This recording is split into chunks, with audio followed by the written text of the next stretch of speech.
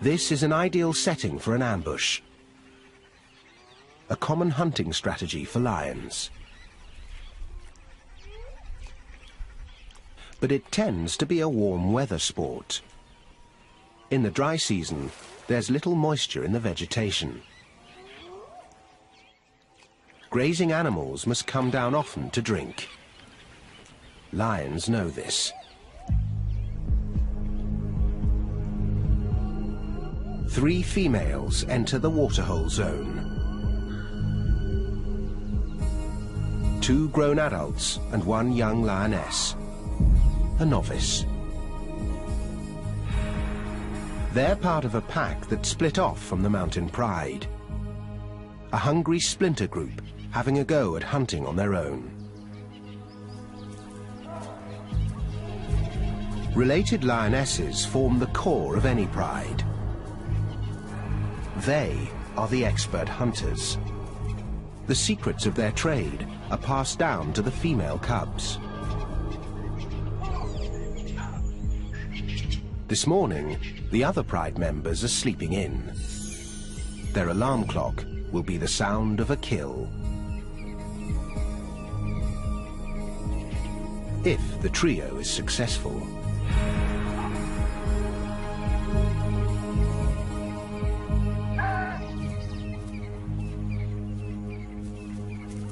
They take up their positions before any sign of prey. Lioness number 1 is equidistant to numbers 2 and 3, about 65 meters apart. None of them is stationed more than 45 meters from the waterhole. This triangle formation means only one thing: the ambush. They surround the waterhole while leaving enough room for prey to enter. Experience tells them prey will probably come from this direction, then down a hill that leads to a popular drinking spot. Now they wait. The ambush requires perfecting a vital skill: patience.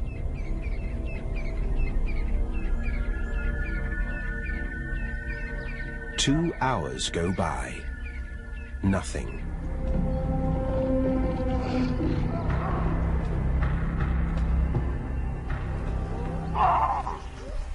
After 3 hours, a sound.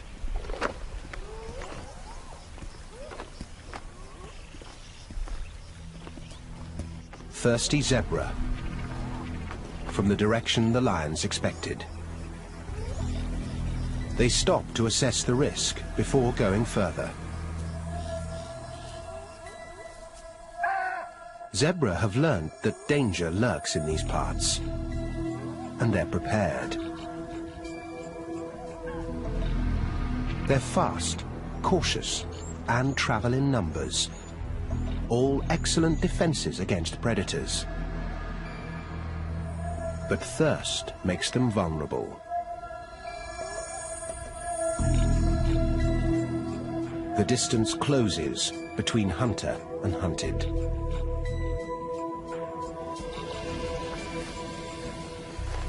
Lions are fast, but only in short bursts.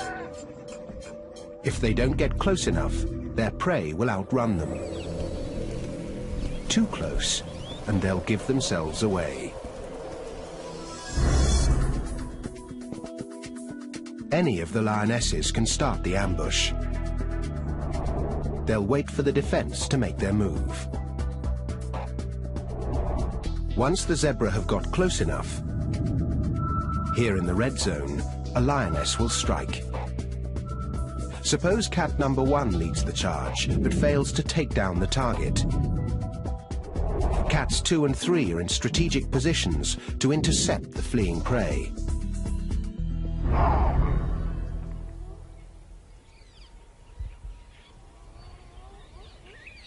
Finally, thirst trumps fear.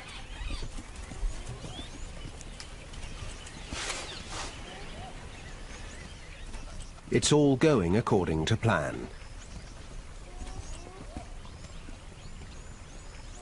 until some spectators show up. Swainson's spurfowl will screech when they sense a threat.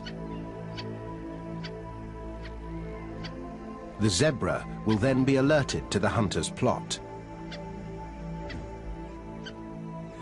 This cat must remain calm, or the ambush goes up in smoke.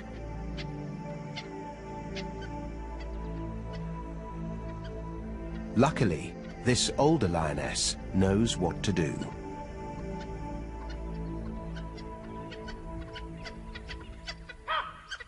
Remaining still, she convinces them there's no danger. And the hunt is still on.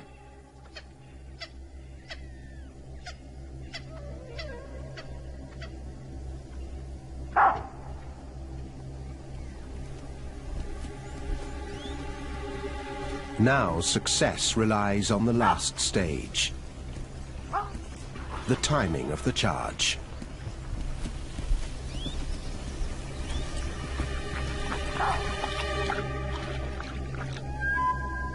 How do you know when it's right?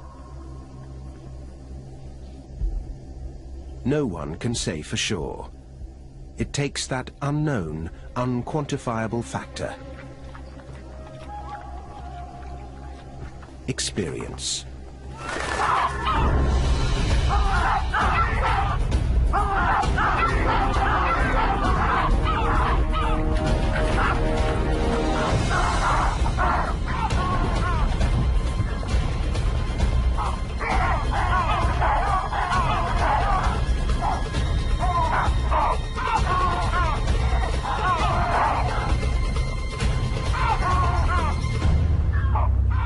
The attack ends in failure.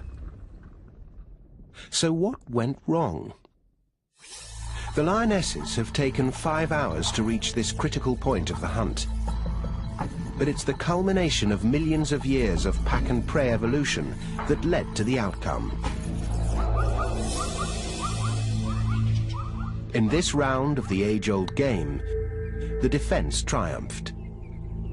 Perhaps we should ask, what went right for them? Many prey species have evolved to live in herds, and there are many benefits. Safety in numbers, for one, and more scouts to look out for danger.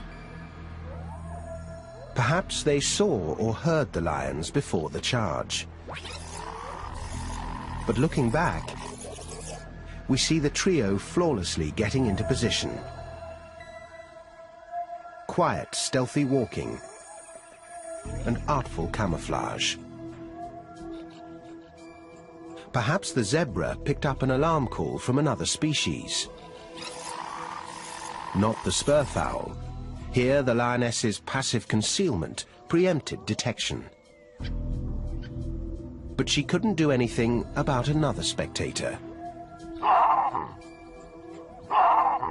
Like birds, baboons send out alarm signals when predators are in the vicinity. But the zebra didn't seem to react to their distant call. What is clear, if you look closely, is a problem with the charge. It seems the timing was off. The culprit? The rookie. As with many youngsters, she lacked patience. The ambush might have worked if the lioness waited for the zebra to move into the ideal position for the net to close. The retreating herd would have been cut off by the waterhole and blocked by the other hunters. But the inexperienced cat jumped the gun and scared the zebra back up the hill and away.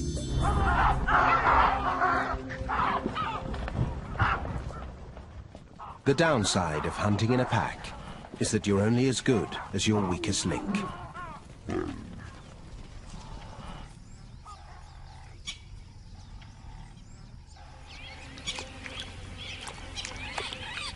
The cat's sole compensation today is a cool drink. But this wasn't a waste of precious lion time. It's excellent training for the youngster, and therefore the entire pride. There's nothing like learning from losing. Even with the inevitable defeats, lions seem to understand that the benefits of pack hunting outweigh the drawbacks. On average, the group hunt has a 1 in 3 chance of capturing and killing prey, compared to the lone hunt's 1 in 5. But there are advantages to going it alone. A single cat can more easily stalk unnoticed. This lioness is a very experienced hunter. Surprise is her special weapon. She's good at sneaking up close to her prey, an important tactic not as easily achieved in a group.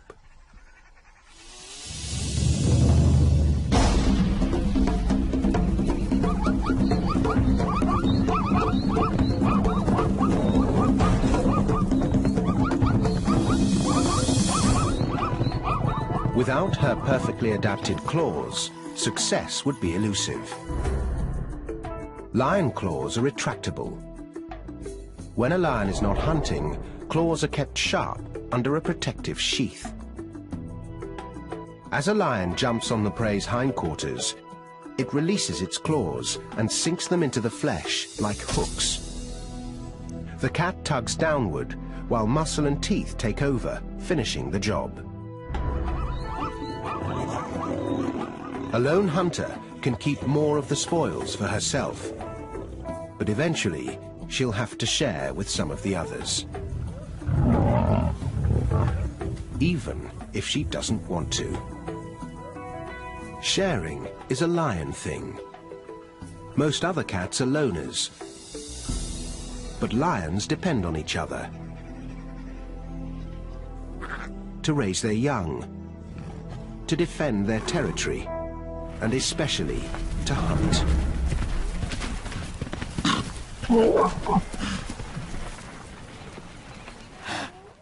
It's their extraordinary ability to coordinate their attacks that gives them an edge.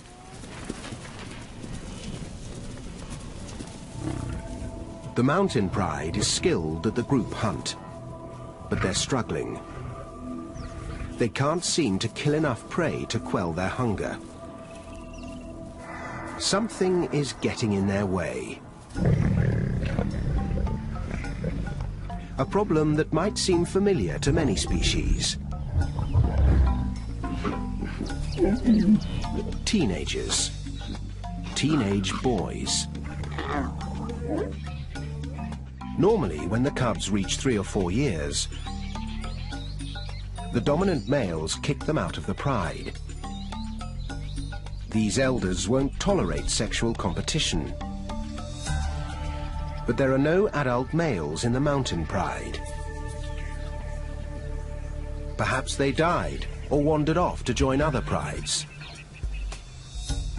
As a result, the young males have stayed at home. The mothers have tried to teach them to hunt to earn their keep, but they're mostly interested in sleeping in. These hulking teenagers have the strength and appetite of adults, but they act like cubs. The mothers and sisters must hunt more to feed themselves and all these growing boys. If the females don't kill more and bigger prey, the whole pride will be in jeopardy.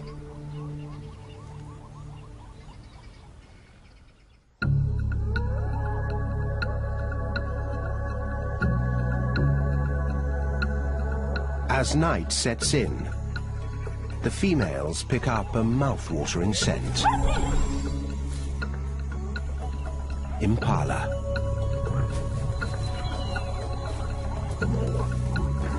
For a lion, an antelope like an impala is not a lavish meal, just daily grub. But this doesn't make the hunt any easier. Impala use a kind of advanced warning system known as the flight zone. As soon as a potential threat crosses the perceived boundary, the animals know to run. The alarm system provides a head start. An impala knows it can outrun a lion if it takes off as soon as the alarm is triggered. The lions must respect the flight zone, get to know it, and eventually penetrate it.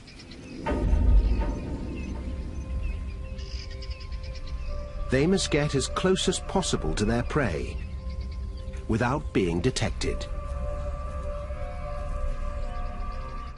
This is because lions are built for speed, not for distance. Like all cats, they stand on the balls of their paws. This allows them to dig their toes in, bend their feet, and propel themselves forward, giving them a flying start. Their muscles snap into action. Made for the sprint, lion muscles extend over the entire length of the leg. They're fueled by glycogen, a chemical that releases a concentrated burst of energy when needed.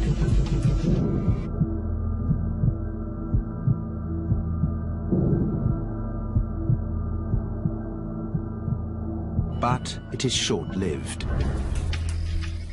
A lion may be able to hit its top speed of 60 kilometers an hour in a split second, but it can only maintain it for 90 meters.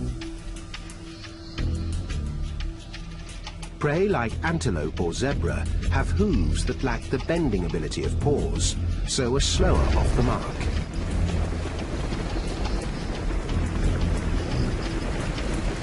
But once they get going, they can maintain their top speeds for much longer.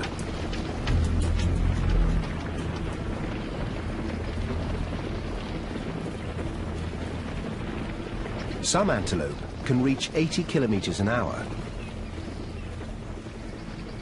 and leap 9 meters in a single bounce, 3 meters high.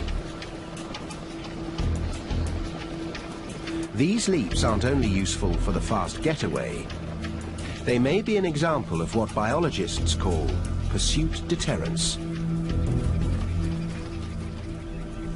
They leap around before an attack, as if saying, "I'm too nimble for you, so don't even bother."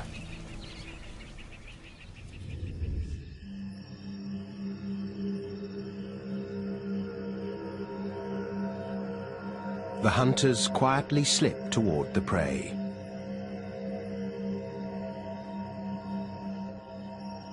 Tonight, the wind comes from the east, disguising the lion's sound and scent.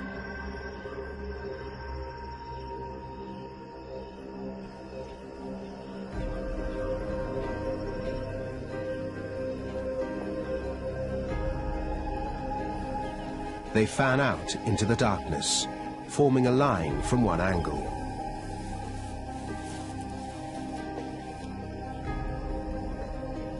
They're foregoing the ambush option. Lying in wait is useless, since their prey is already in place. Instead, the cats decide to go for another strategy.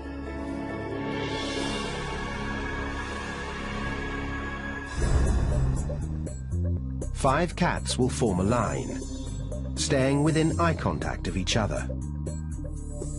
They'll want to get close enough for the collective sprint while remaining outside the flight zone. If the outer lions cover the wings while the inner ones cover the center, their chances of catching impala will increase. The lionesses on the wings should start the charge. Some impala will leap away, but others might run towards the middle, where they can be intercepted.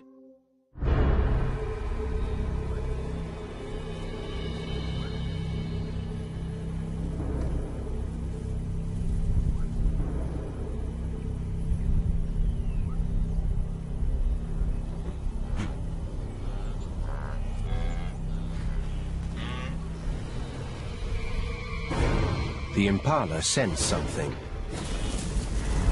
They start to jump.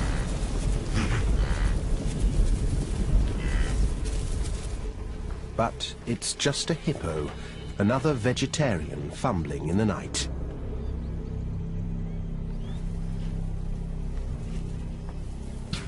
Again, a noise. Just another herbivore. The hunters turn this distraction into an opportunity.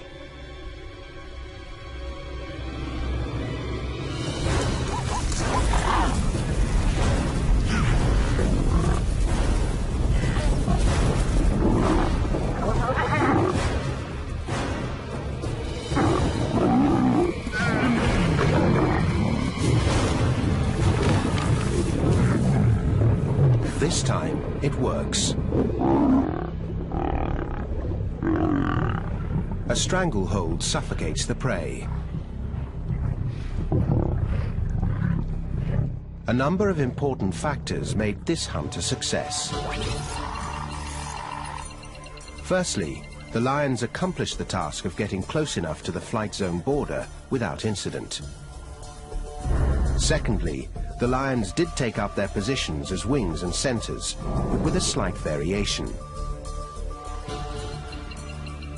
They launched the blitz in unison, creating massive confusion, capturing an unlucky impala in the fray.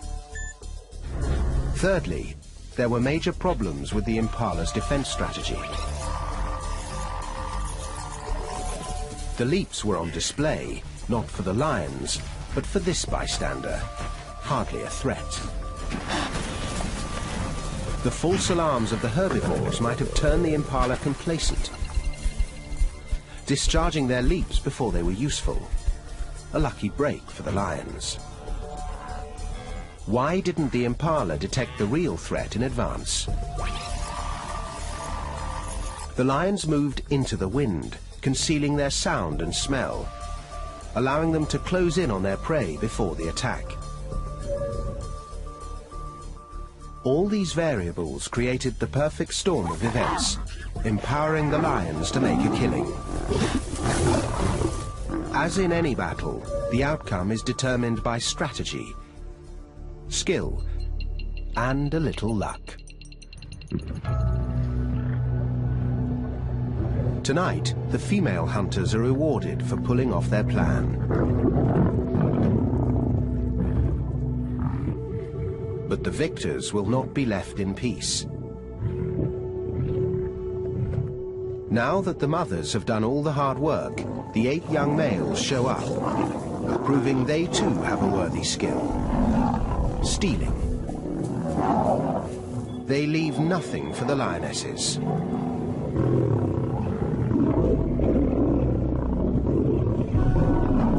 But even among the freeloaders, there is little to go around. One impala weighs about 60 kilograms, so would barely satisfy a couple of lions in one sitting. For us, this would be like a large family sharing one sandwich for dinner.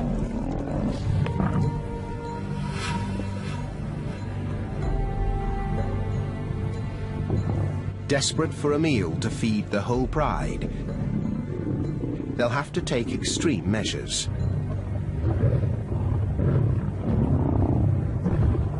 Next time, the hunters will attempt to take down the ultimate prize: the tallest animal in the world.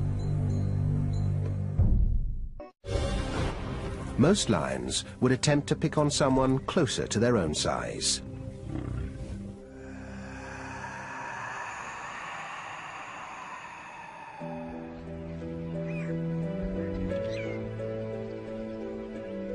Out on the grasslands, a mother tends to her foal.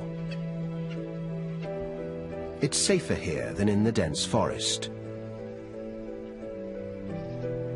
The sweeping view she has from way up high allows her to detect predators approaching from afar. Her flight zone appears to be larger than the impala's, probably because the giraffe is a slower animal and needs more time to get a head start. Through trial and error, lions know this. They also know if they penetrate this giraffe's flight zone, she won't run. She's a mother, and she will not leave her foal behind. There's no need for an ambush or blitz. Instead, the lions come up with another plan: the siege. Ideally, this tactic requires surrounding the prey and pushing in. 2 lions will distract the mother, while a third will sneak in and drag the foal away.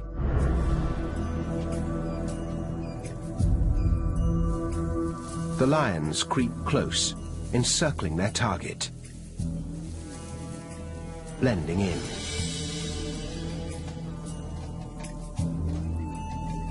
The foal gets tangled in the grass and lags behind his mother. The hunters seize the moment.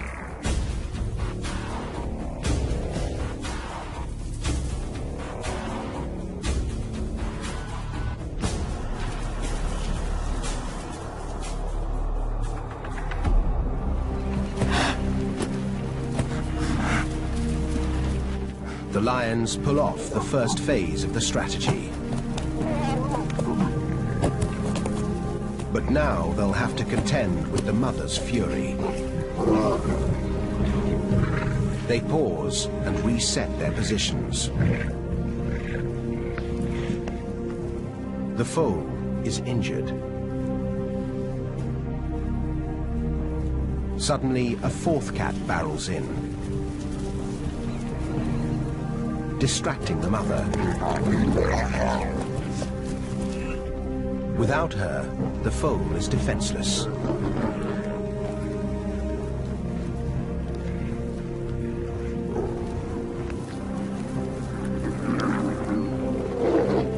But the mother returns with a vengeance.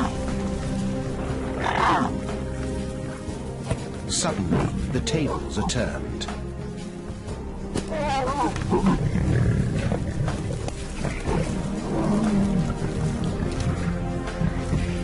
But the giraffe has made a fatal error. While lunging, her powerful hoof hits her foal.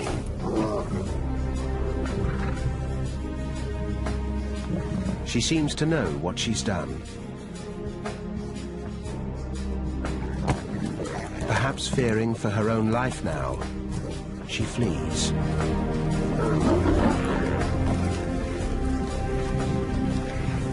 It's over.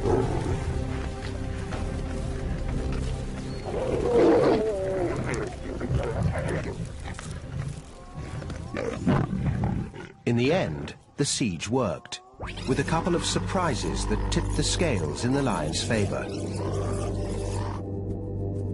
First, the 4th cat entering the scene successfully redirected the mother, letting the others sneak in. Second, the lions got lucky with the mother's terrible mistake. The law of unintended consequences has been good to the lions.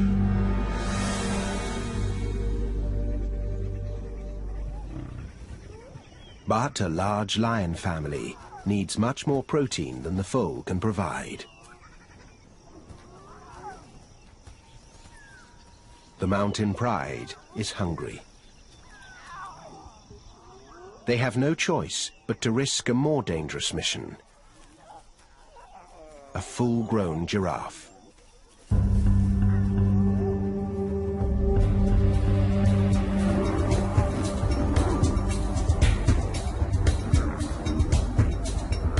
The odds are against them.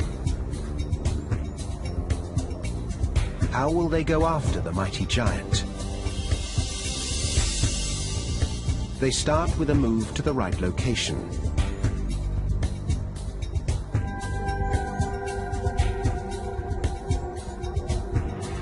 To the edge of the mountains. Rocky terrain.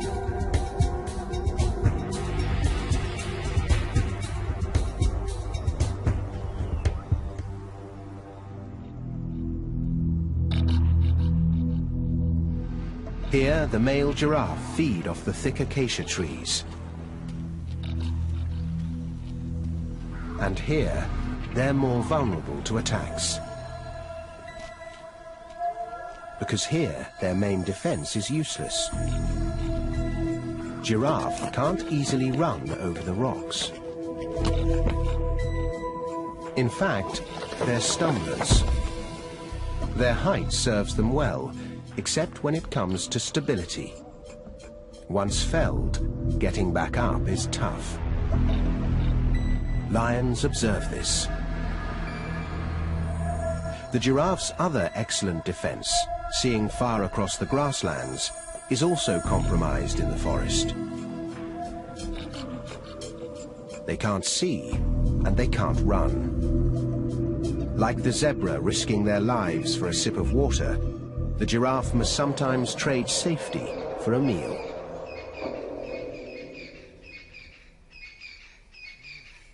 The pride enters the male giraffe territory, gearing up for the challenge.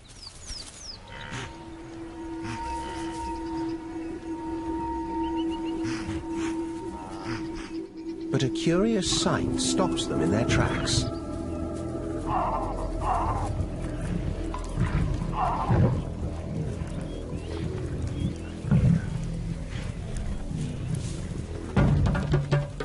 The battle of the necks.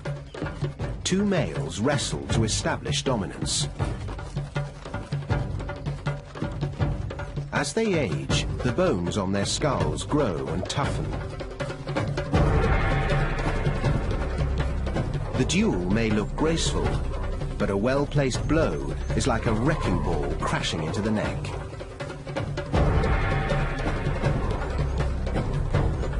A lion's life is full of surprises, but problem-solving is part of the job. They definitely can't attack two giraffe. Maybe such a duel can be turned to their advantage. Surely the contenders will be exhausted after fighting.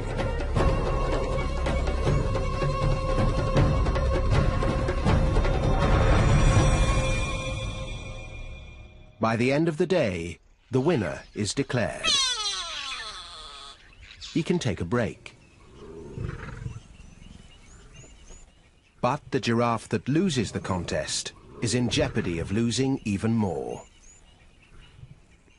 The lions trail their quarry behind the shield of darkness.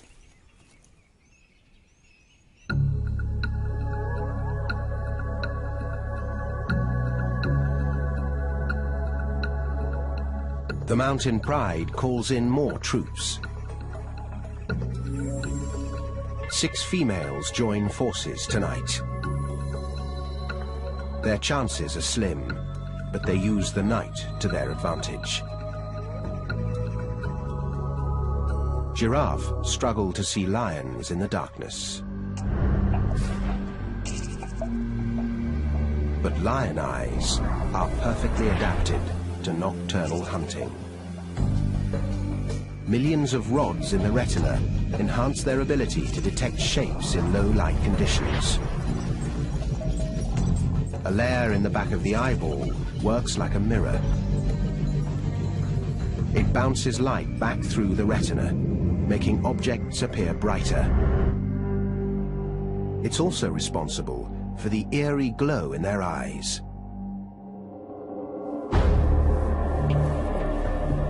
The mountain pride picks up a scent in the maze of the forest.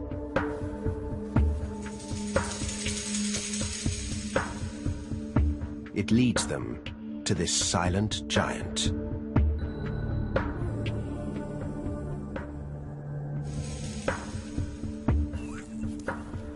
As with the female giraffe, an ambush or blitz is unnecessary. Instead, they'll deploy their siege strategy. First, the lions must herd the giraffe out of the trees and into a small clearing, giving them room to work. The pack will encircle him to within a meter of his hooves. At least 3 must distract the giraffe, while 1 jumps on his back. Then the entire team will wrestle him down. The giraffe has only one option: to fight.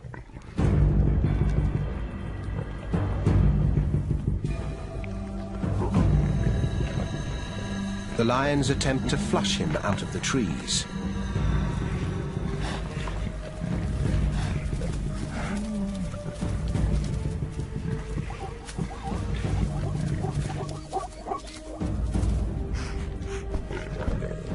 In the clear, they circle their prey, right under his hooves.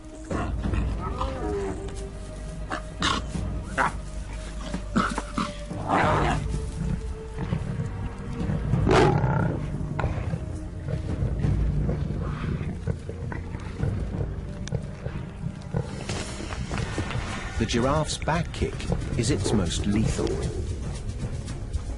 Like a fast-swinging sledgehammer.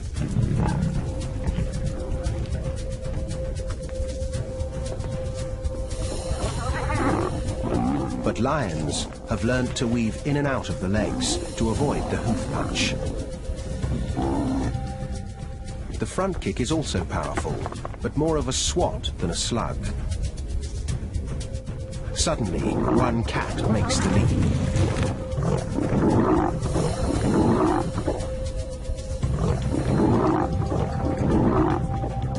But another takes a kick in the face.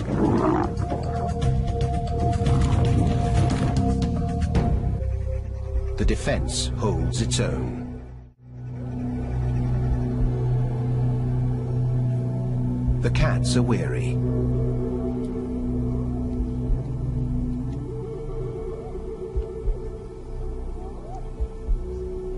The combatants are locked in an uneasy truce.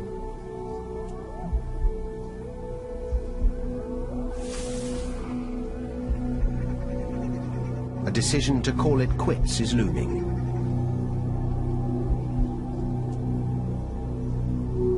Until a surprise.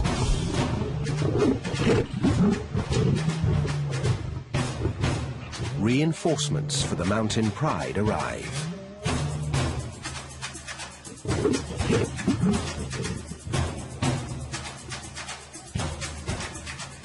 It's the young males, the ones who have hardly ever worked for their food.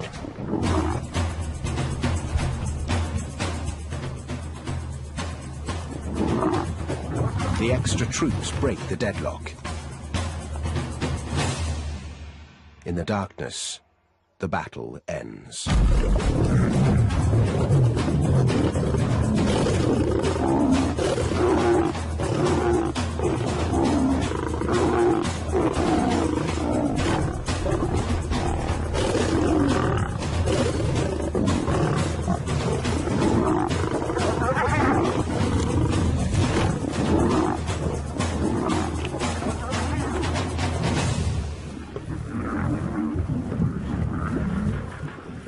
Finally, the young males earn their meal, the hard way.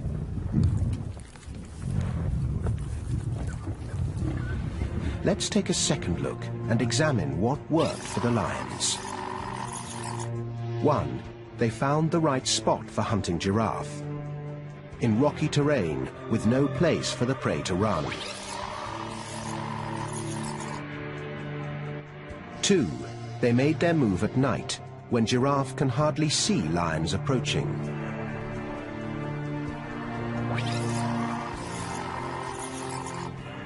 3. After herding the giraffe into a small clearing, they closed in almost directly under him, avoiding his kick, at least for a while. 4. A few cats distracted the giraffe, while one jumped on his back. This first attack may have seemed premature, but it contributed to tiring out the giraffe in the long run.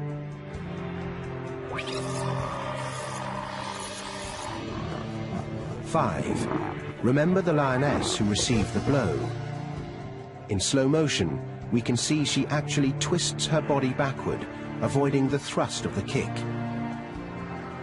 This acrobatic defense allowed her to avoid an injury and stay in the fight. 6. If you look closely, you'll see a rotation. Some lions moved in while others retreated. They were tired, but would have been exhausted if they hadn't taken turns.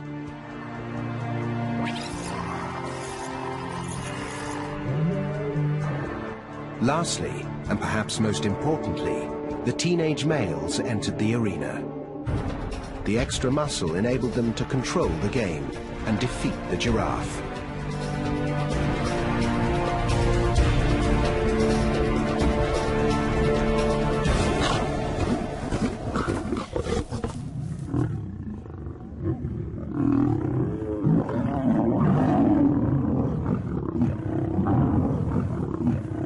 At last, there's enough food to satisfy the entire mountain pride.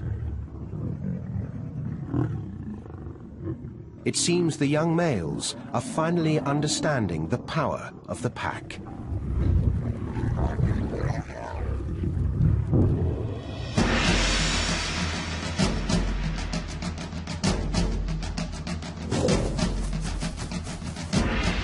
This death, this meal, did not happen merely by chance.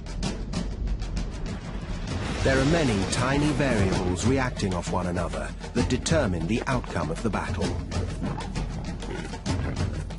The mastery of perfect timing, the fine-tuning of sensory skills, the fervent dance of defense.